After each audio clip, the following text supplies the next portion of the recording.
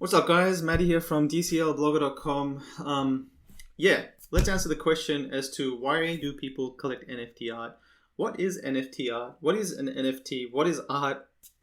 What is all of this stuff that's going on? Artists making money selling digital pieces, collectors, people in the crypto world throwing Ethereum and Bitcoin around and buying these pieces for a few $1,000s. What's going on here? I'm going to try and explain it. Excuse my haircut. My hair, I haven't had a haircut for ages because we're in lockdown, so kind of let myself go a little bit. But let's get into it, guys. So there's a few concepts I have to explain, so bear with me for a little bit. But art, right? The traditional art market is in the billions. We all know, Picasso and Mona Lisa and all these art pieces that have gone around that are sitting in a gallery somewhere. Maybe it's sitting in... Sorry, just readjusting here. Sitting in a gallery somewhere or wherever it's sitting, right? But what makes it valuable is that this art piece was originally drawn by that original artist. So that piece can be traced back through history and time that it's owned by, whoever it is. So what's happening here is that in the digital world, you would draw something and there was no real way to tie that drawing or that 3D art or image to something, right? To a time-stamped, publicly verifiable token or database. And now what's happened with blockchain, and we all understand blockchain in the crypto people do, is that suddenly now using Etherscan and all, we can kind of we can tell who owns what. And now suddenly tokens, so what's happening is that people are making art. So if you go to Super Rare, you can see that there's been $2.2 million that has been spent on artists. Another $737,000 earned by collectors, which means that probably the flip in between, like if a collector has sold the art on the secondary market, then that's what they get. So these items here, these aren't just images, although they just look like images. When you buy them, you need a MetaMask account or a wallet or some sort of a digital wallet. So when you buy them and you buy them with crypto, you actually get a token that sits on blockchain and publicly verifiable, that's sitting in your wallet. And if you click, say I bought this on Super Rare, then I can go check out on OpenSea, which tracks all the tokens in my wallet. I can go to OpenSea, and OpenSea shows me all the tokens that I've collected that represent these unique things. So for example, axes, these are mystic axes that represent in the game. They're, powerful creatures, and I can play with, verse them and all that kind of stuff.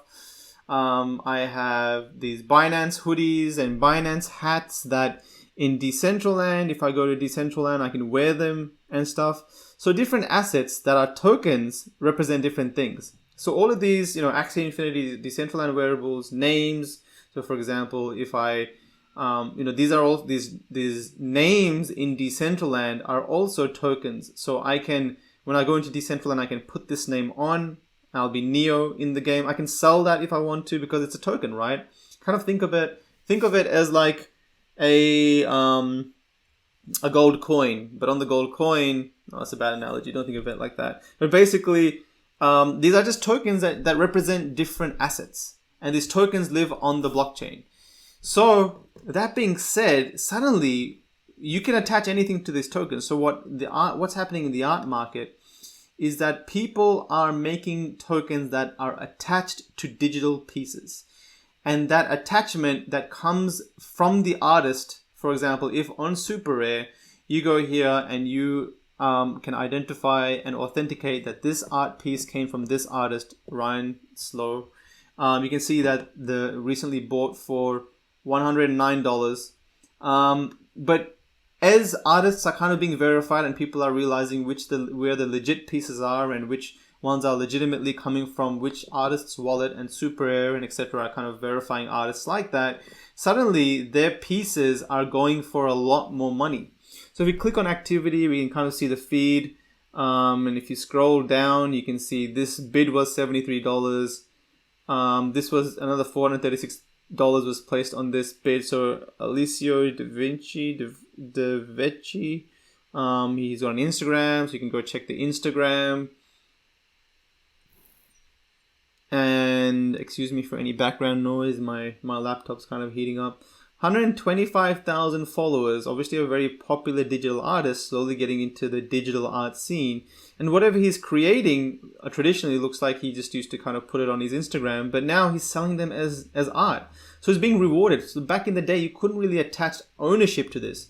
If he wanted to give this to someone, he can just give it as a video file or whatever. But how do you attach a one-of-one unique ownership to it? Or like, how do you mint 10 of these and guarantee to the world that you only have one of these? At the end of the day, on blockchain, you can't actually guarantee that he'll never mint another piece. And that kind of trust has to come from artist to artist, that they're not going to go on some other platform and remint the same token, right? But as artists become established and they sell their art, at the end of the day, it doesn't make sense for artists to remint, because suddenly all their collectors will be turned off because, they've collected those pieces for a while. So what's happening now is that artists are getting involved. They're digitizing their work on platforms like SuperRare, and SuperRare has an application process. I think you have to go to apply. Here we go. Apply as an artist, or you can go to Rareable or Maker's Place. You can see on Maker's Place you got Jose Del Bo, who sells his comic art. Jose Del Bo being the artist for the early comic work from the 1960s and 70s. So a lot of this Transformers and a bunch of different stuff. So he's making kind of art about that because he has the rights to do that. And that's pretty cool because no one else really has the rights. Not many people do.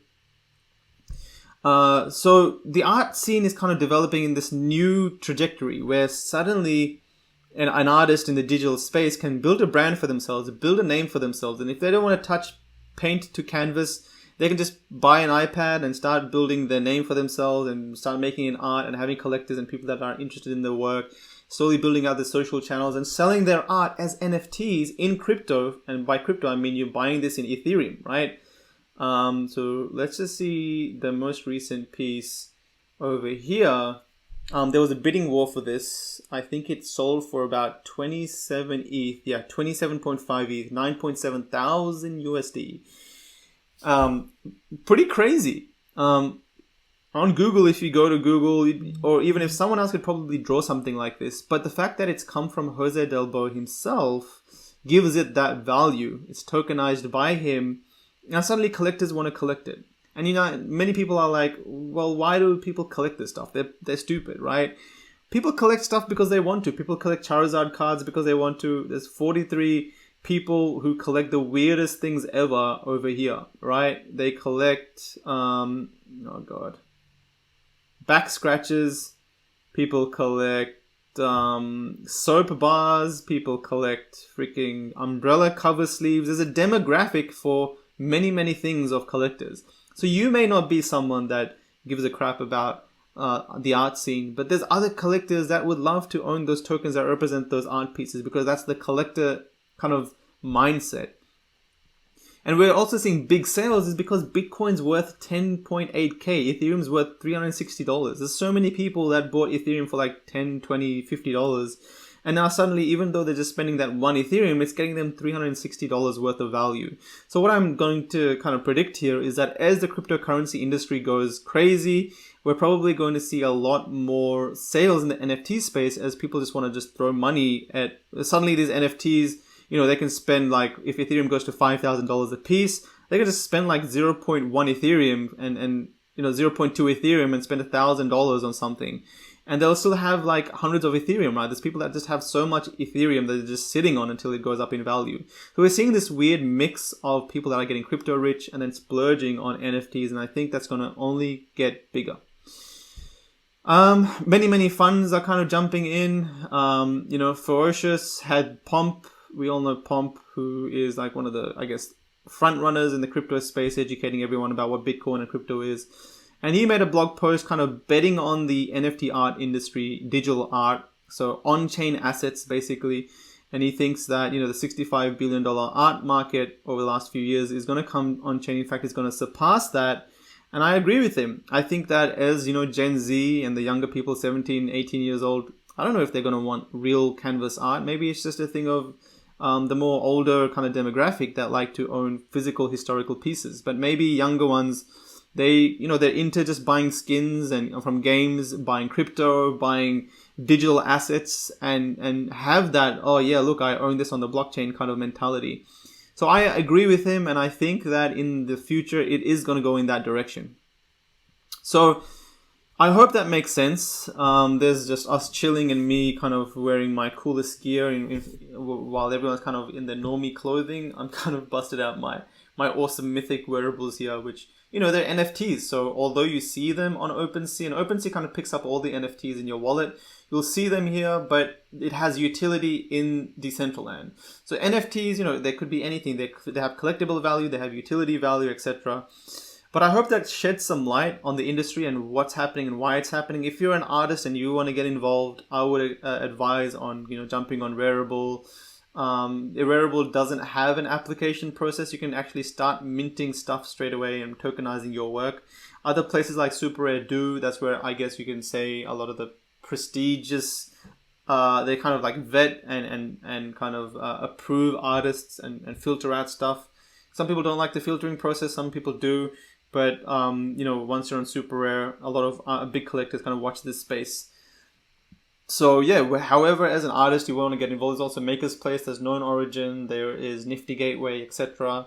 There's avenues here for you to do so. And I think a lot of people connect Twitter and social media kind of followings with art so that they know that the artist is serious and it has a path of success trajectory or whatever it is. But, and as a collector, I hope this makes sense as well. You need a MetaMask account, the same MetaMask wallet that you use to, engage in DeFi protocols and stake and etc. And where you hold your cryptocurrencies, that's the same wallet that you will hold your NFTs, or at least display your NFTs that's in your wallet on blockchain. So I hope this makes sense. Try my best to kind of explain it, but this is just the start of what I think is going to be a huge shift and evolution in digital assets.